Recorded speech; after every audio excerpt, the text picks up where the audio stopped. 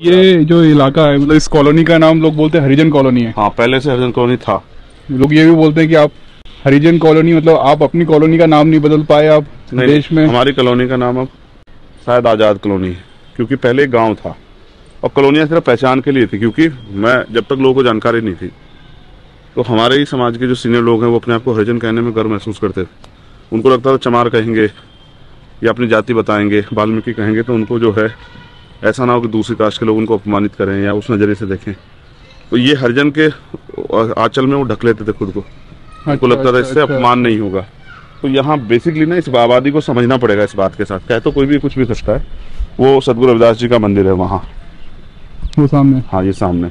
Basic ये आबादी जो शेड्यूल कास्ट के लोग कर्मचारी लगे जी, वो कर्मचारी लोग, क्योंकि उनके गांव यहाँ से, किसी का गांव 10 किलोमीटर दूर है, किसी का 15 किलोमीटर दूर है, तो उनको नौकरी पर जाने में और वापस आने में ट्रैवलिंग सिस्टम में थोड़ी परेशानी थी कि वो घर तक कैसे पहुंचे। उस तरह के साधन नहीं है, बसें नहीं जाती।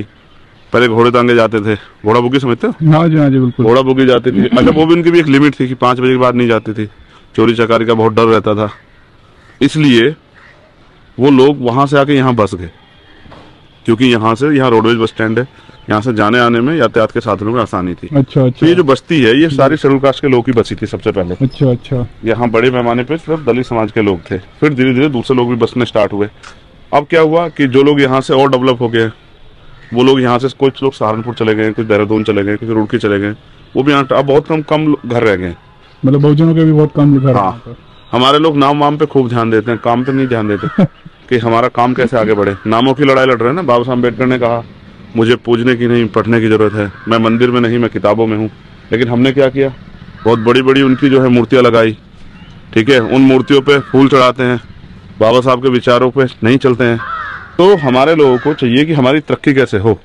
ये जो मंदिर देख रहे हो जी, ये पिंक कलर का जो है, हाँ, मैंने पहले भी बताया टीवी पे नेशनल मीडिया बताया कि हमारे यहाँ बचपन से हमने सतगुरु रविदास जी महाराज को ही हमारे यहाँ उनको ही पूजना, उनके विचारों पे चलना।